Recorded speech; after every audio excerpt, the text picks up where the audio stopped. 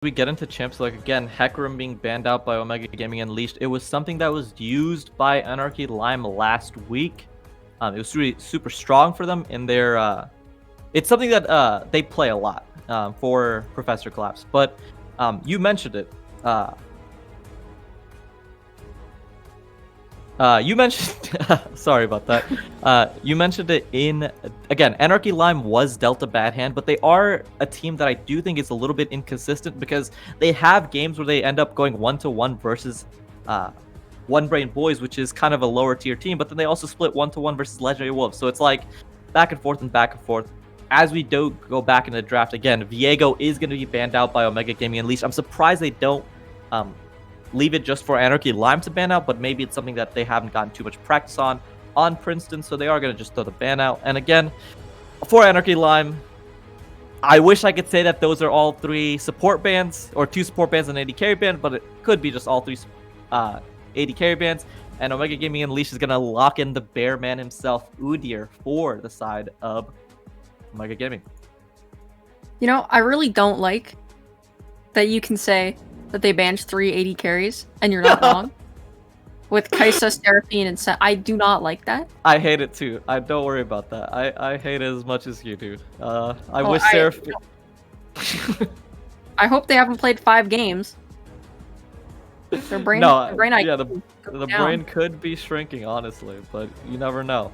As we do, again, continue into this low pro draft, I do like the Anarchy Lime, Veigar, and Hover. Veigar. This was a champ that they actually did end up beating Legendary Wolves with. For the side of Warrior Guy, he actually in that game ended up going, I think, something along the lines of like 16, 5, and 17. He dropped an absolute 40-pointer on the side of Legendary Wolves, so it is a champ that they're comfortable on, and I like that they end up picking it because, again, just continue whatever works. For Anarchy Lime, it's about kind of stringing together a couple of wins to just try to break into that 6th seed. That's all you can try and do. So if it worked last week, let's try it again. But, ooh, we're going to see the Rel. I am excited. Bearman plus Rel, that is an absolute banger of a CC combo. Oh, these fights are going to be absolutely nutty. What do I say to that? They picked Rel. Is this going to be the new Olaf? Like... Is buffed Rel gonna be like, oh, they picked Rel, game's over? I guess we're gonna have into a Nautilus. I'm not too sure, but I don't. No, yeah, I mean, again, it's not gonna be Mr. Olaf. I think we hold the horses. God. Mr. Olaf is he's his own beast. Don't do it to him. But Mrs. Rel does have a little bit of strength, and again, who would have predicted that? Again, 3 weeks ago, that Udyr and Rel would be picks in the first round, and you wouldn't be trolling. But here we are, and again, they end up locking in the Jhin. That's a lot of CC. This Rel is going to be kind of paired up with this Udyr, and she's going to do a lot of work. And with a Jhin, 2 of my best friends are actually... One of them is a 444,000 point Jhin main, and the other one is a Rel one-trick. I can tell you, this lane is absolutely devastating. It is not fun to play with. No, it is fun to play with. It's not fun to play against. But into an Ashe Nautilus is something I have not seen.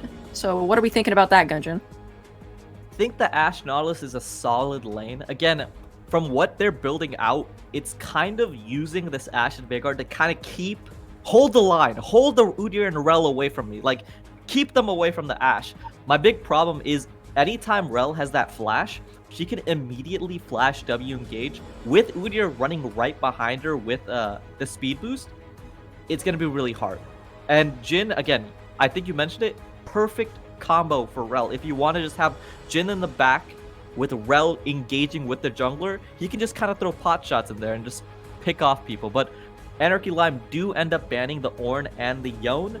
Yone is a absolute comfort pick for Princeton, so I like that they end up banning it out.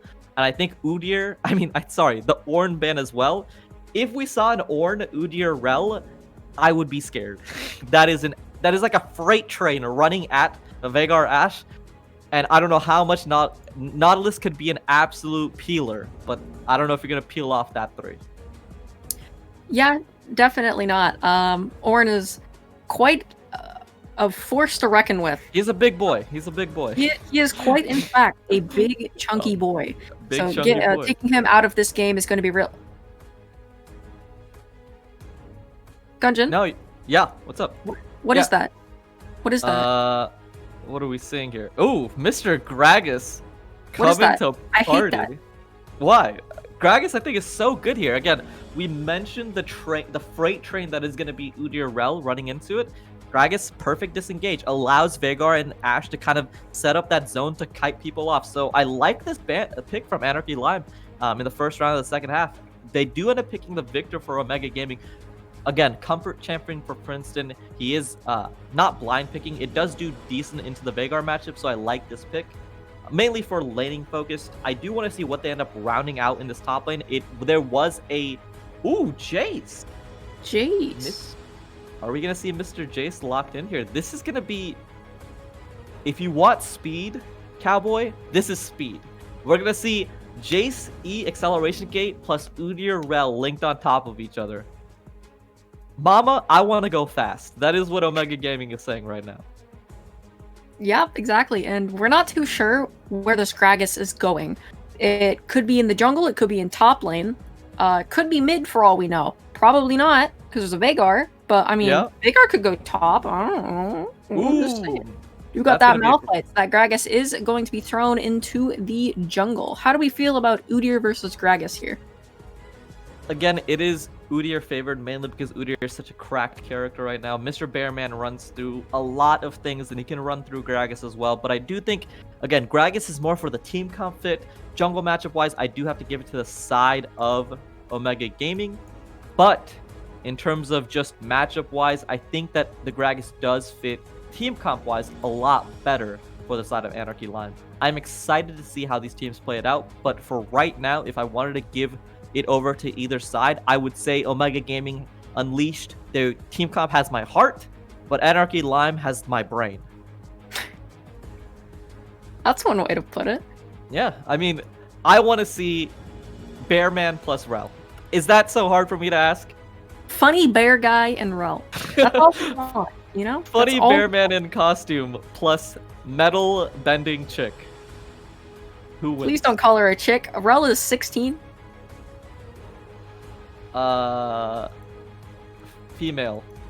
Rel female, yes. Metal bending female. Metal bending, metal bender. That's what I'll go with. Metal bender. Metal bender. In terms of team comp, though, what do you like better, honestly, here, Cowboy? What do I like better? I think I'm gonna have to go with you.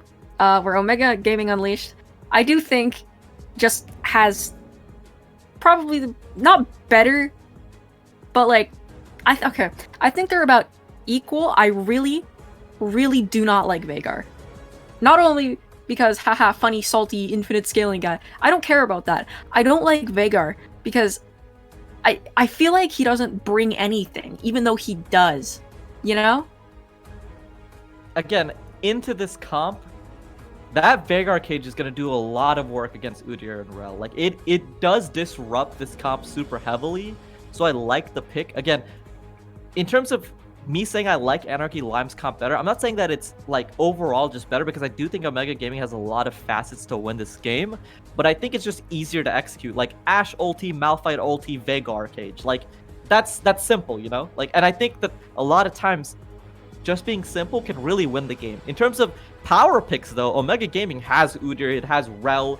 I think Jace can really dominate the top lane depending on itemization, even though Malphite does end up countering him after level 6. Omega Gaming has a lot of tools to win, but it's so much easier for Anarchy Lime to just wait until the late game, Vhagar cage, Gragas disengage, Malphite re-engage plus Ashe, and almost like kind of like a checklist comp. I call these comps kind of checklist ball comps, where it's like, you're like, do we have Ashe engage? Yep, let's fight. Do we have Vhagar cage? Yep, let's fight. Malphite engage? Yep, we fight. Really easy, really simple. I like it. Yep, that's fair enough, but I'm still going with my thing. I do not like Vhagar. That is final. Vhagar bad. This just in. Hey man, I have a friend that I play League with. He doesn't build items based on the artwork, so I understand where you're coming from. What? He has told me that he doesn't like to build items because he doesn't like how they look. This has led him to even build Proto Belt on Volibear, so I understand the hate against Vhagar. What? That's cursed. Like, okay, No, it's no. I understand not liking a champion because, like, oh, their design is bad. Like, you know, you don't want to play something that doesn't look aesthetically pleasing because, you know, whatever, it's something, whatever. But an item? yeah. The JPEG hurts him sadly, and so he doesn't want to build it. It has led to again weird situations where Volibear has Protobelt because he likes how Protobelt looks. But you know, to each their own. Throwing it back in terms of just the picks here, in terms of just scaling, who would you give the advantage to? Because right now, in terms of just like late game hyperscaling, obviously we have to give it to Anarchy Lime, but we do have to put the respect on Omega Gaming Unleashed. They have very strong top solo laners. I think Simulcrum, again, he told me, I had an interview with this guy. He said he's okay playing weak side, but anytime I watch him, he's not playing weak side. He plays GP, solo kills them. I want to see him, if he can solo kill Knots on this Malphite, I think this top lane matchup can really turn. Because there's kind of like a break point where either Malphite, if you don't deal enough early game, Malphite gets too tanky for the Jace to ever deal with. But if you kind of can keep Malphite down, you could always kind of be above that Malphite too tanky threshold. So I want to see how Simulcrum especially plays out this top lane matchup. While I do unfortunately have to agree with you that Anarchy Lime does probably have a better scaling, I feel like Omega Gaming Unleashed is going to have a much better mid-game, sort of. Because that Jace, he unlocks. That Victor, he unlocks a little bit later, but he's still available for the mid-game. And Jin, as well, is going to be there for those really important fights. Once he hits 2-3 items, then he is going to be absolutely crazy compared to the Ashe. No, I agree. The first item spikes for the side of Omega Gaming Unleashed is going to be a lot. And again, Udyr does have the advantage in this jungle matchup. I think Gragas was picked mainly for team comp wise. Udyr, again, can full clear his jungle, can get early dragons, and I think that's going to be the way that Omega Gaming tries to win this game. If they can kind of stack up the early dragons, they can kind of just get that lead. If they end up getting an Ocean Soul or an Infernal Soul, it's going to be super helpful for Omega Gaming. So that's kind of where I want Fallen Artemis to focus in this early game when he does have the advantage. But again, for those mid-game team fights that you mentioned, first item spike, I think Jace is really strong. I think Jin will be really strong, and I think sub on this Rel will be super important to watch in these team fights. I do have to agree with you there. So, before we throw this to a break, I'm going to fulfill Rael Frost. Hydrate.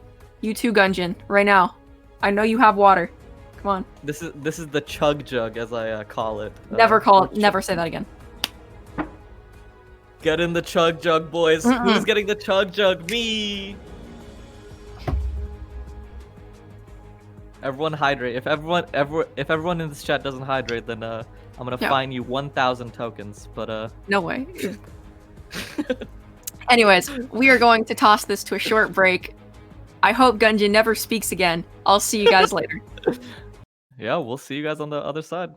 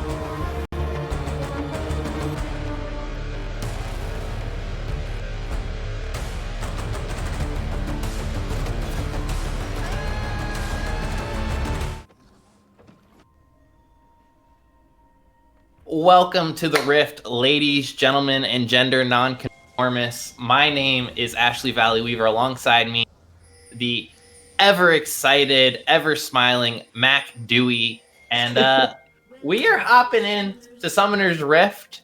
The analyst desk pretty much covered everything compositionally, but I think both these teams have pretty good early games. Mac Dewey, what are you looking for them to get going early on?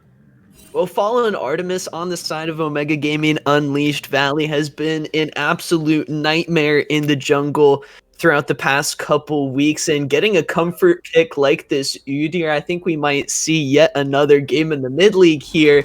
Most recently just rolled over by this champion. The value moving quickly through the map and just declaring dominance all over the Rift has been something that Omega Gaming Unleashed has utilized to pick up a lot of their wins. So I'm excited for them to bring this style of composition onto the Rift as they hope to continue to try to look for some consistency. A lot of 1-in-1 series ends for this team.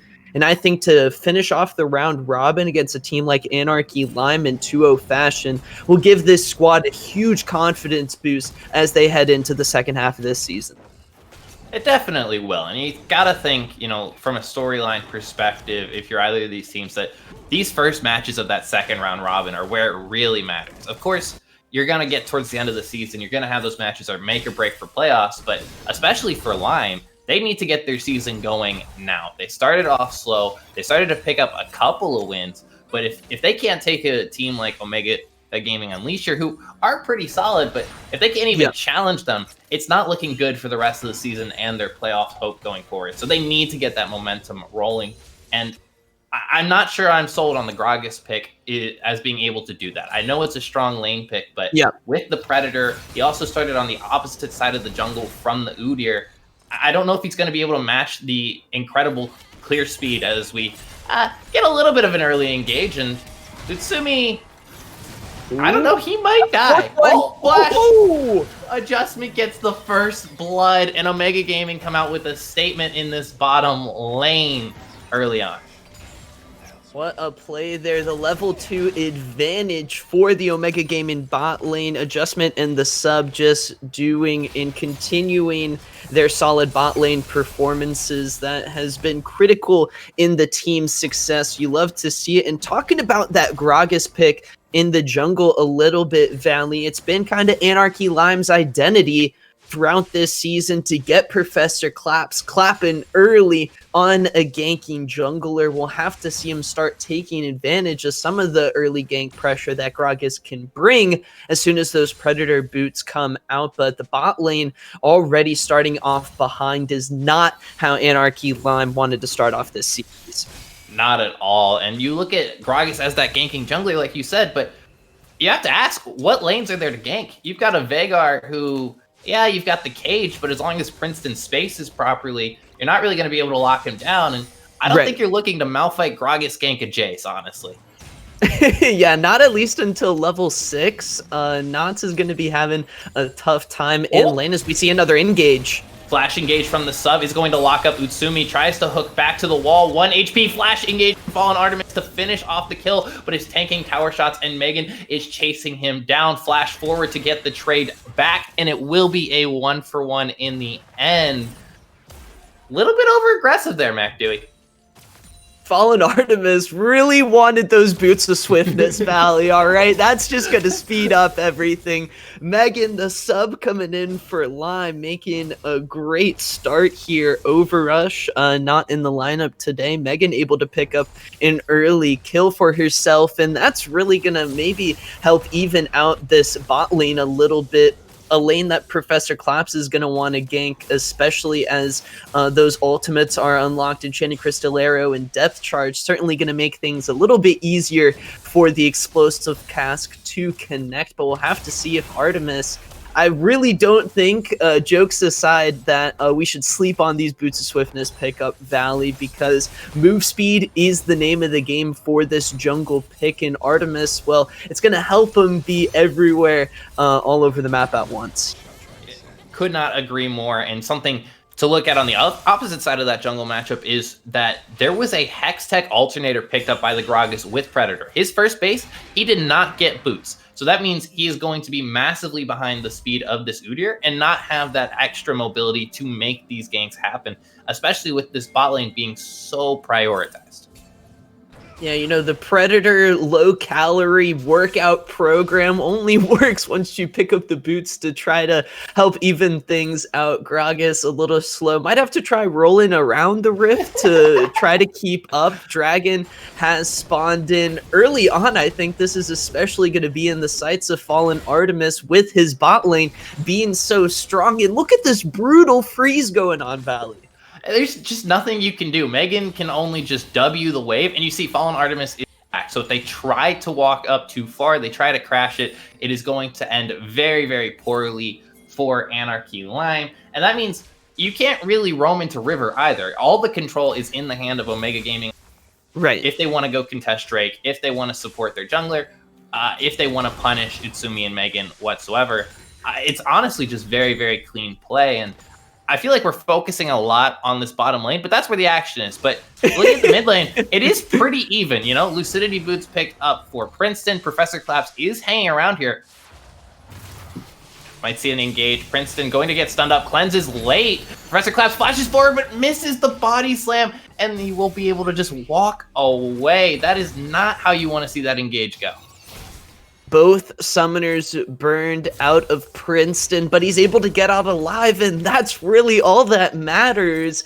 Professor Claps and Warrior Guy are unfortunately going to have to wait for a better day to try to look for a gank, as Claps is going to get hit by that empowered Q from Simulchrome. Hey, tier stacks picked up. Stonks for Simulchrome up there in the top lane as he continues to just try to farm. I guess the Arcane Comet Malphite for Knots has been doing pretty solid to alleviate a lot of the early game pressure that we usually see out of that Jace pick. Maybe we're talking as we loaded onto the game that Simulchrome on this Jace is hopefully going to be in a good position during team fights to follow up on the engage that we're going to be seeing from the sub and Fallen Artemis into the backline.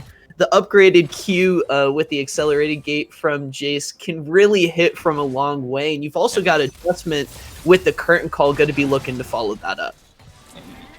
Could not agree more. And as we look at adjustment in the spot lane, they are going to finally crash this wave. It is a 40 CS advantage for the Jhin over the Ashe in this matchup right now. Is going to take that base, finish up the Noon Quiver, and pick up some control wards. But the Malphite was a counter pick to the Jace. So right. I'm expecting it to go a fairly even lane, especially with the jungle pressure we see. But there's an unstoppable force onto Simulchrome. He's low HP, knocks back Knots, but Knots says, I'm not running away. I've got some extra damage, a little bit of extra burst, and he finishes off the solo kill in that top lane.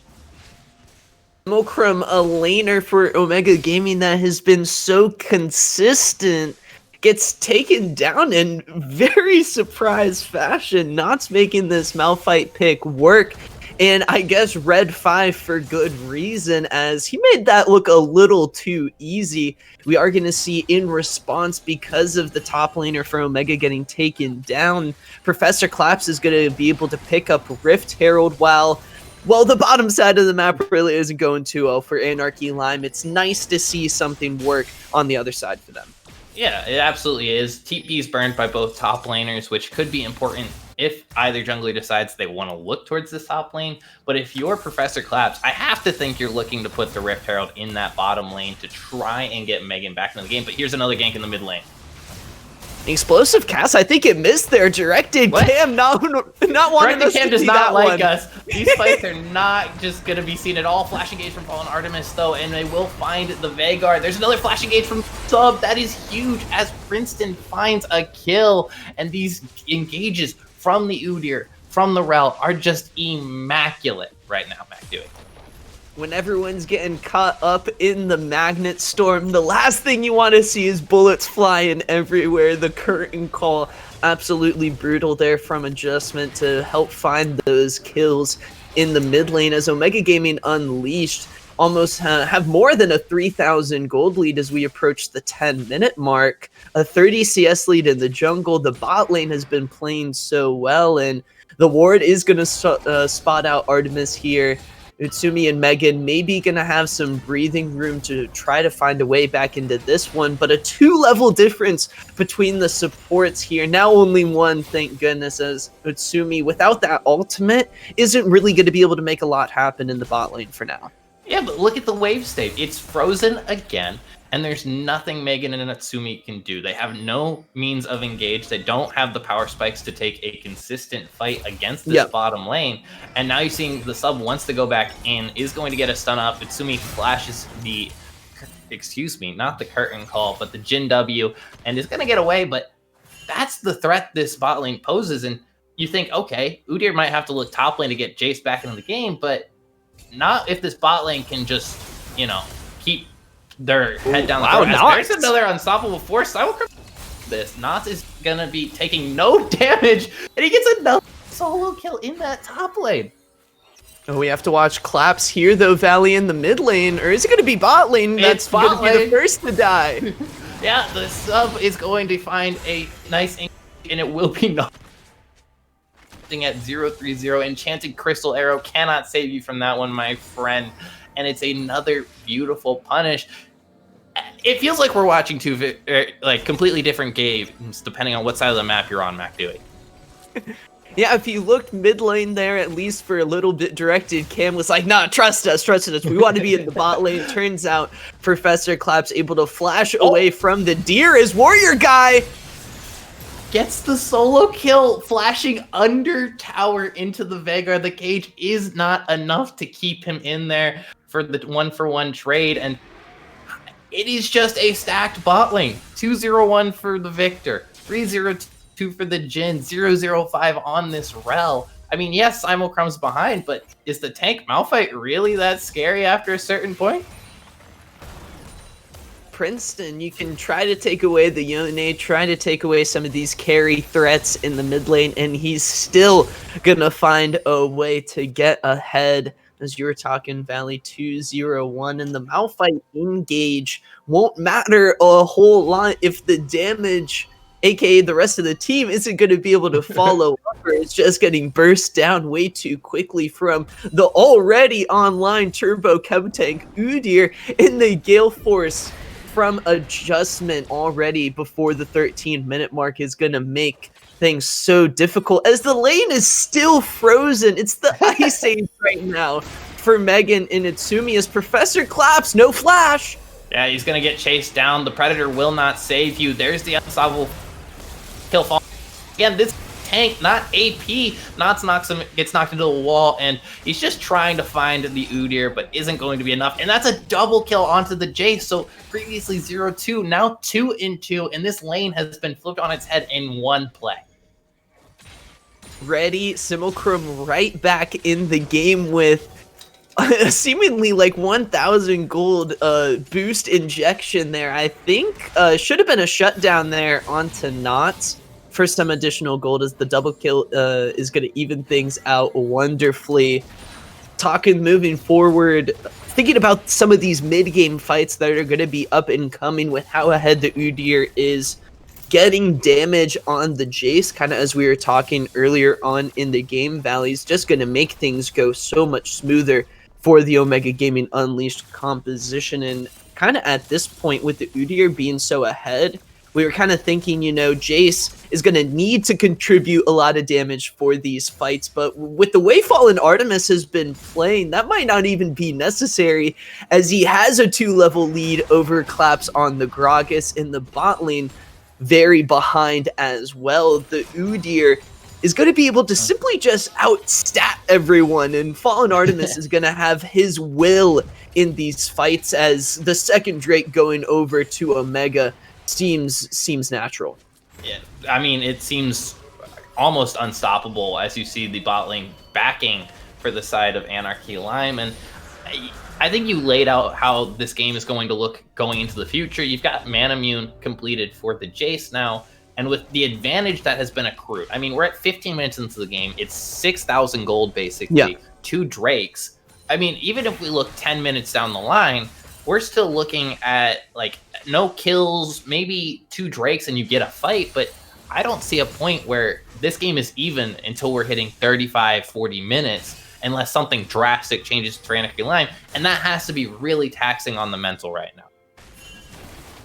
Especially when the sub already at this point in the game is already in your jungle. Professor Claps is like, guys, come on, I gotta get some room to work with. He does have the Hextech Rocket Belt completed, but I feel like the most popular Gragas build has been really the tank in the top lane that's been just so good and so kind of unstoppable in some of these carry picks that we see a lot on the top side of the map. Now in the jungle, kind of serving as a damage role.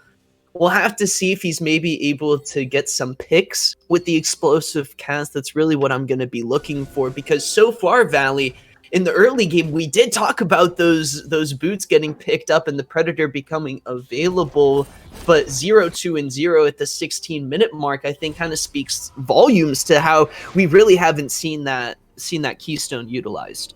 Yeah, and I think it also is pretty much why we never see Gragas in the jungle so often recently. I've seen it a couple times, in Proving Grounds, but never at the pro level of play, because his clear speed is not very good. You have to go Predator if you want to have any sort of gank potential, and if you don't hit Body Slam Flash with good CC follow-up, it's very, very difficult to make anything happen. It's now a flashing game. Artemis on a warrior guy. He will flash away, but Princeton says you don't get to get out that easily. TP came in from Knots, but not in time to save his Veigar, as the Yordle will fall, and that tower seems like it'll be soon to fall. Fallen Artemis with Rift Herald in the inventory is just waiting for the opportunity now to drop Shelly for part 2 of the game. Might not use it for this tower, actually, as maybe they're saving it for here, as the sub is going to be able to get the Nautilus flash there. Tsumi continuously pressured in the game, as Megan going to be forced to use that summoner spell as well. Flashless bot lane is not how Anarchy Lyman is going to be winning any of these fights. Fallen Artemis, he's got Chill and Smite available, and those flashes are critical for trying to escape the deer.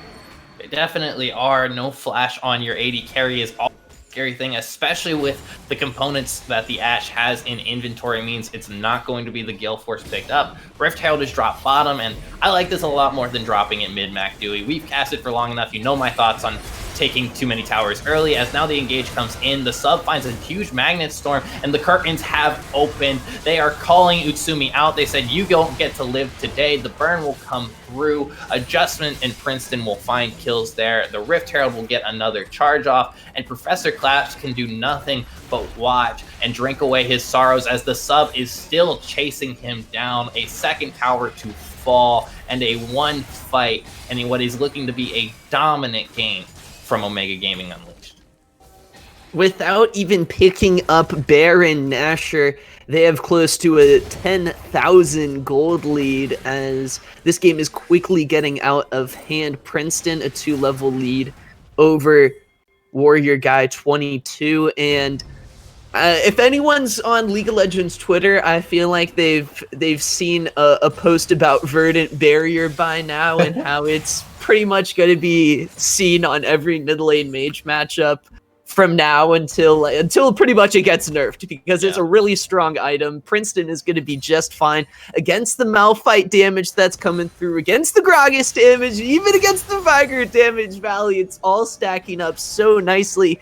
Even the early Banshee's Veil is going to be completed, as the Merc Treads pretty much picked up unanimously on the side of Omega Gaming Unleashed are going to be feeling very comfortable, snug in their Merc Tread boots as we get into this mid game.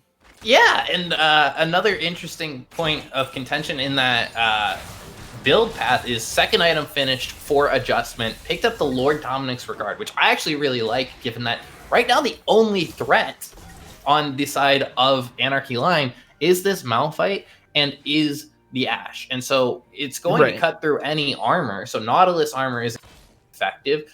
Malphite armor isn't going to be effective. That's going to make this Jhin a massive tank buster, and is I mean, you don't really need to go more crit, but it gives you crit anyways. So it's just going to burst through any sort of resistances that they might consider picking up. We'll see the blue buff traded off to Princeton once again. And as we wait the extra 5 minutes for this Dragon Soul fight, it becomes a question, Mac Dewey, for me of how does Anarchy Lime make sure they don't get picked out, make sure that they can get vision around key objectives so they don't get anything taken under their noses and are able to try to get some gold back into their pockets.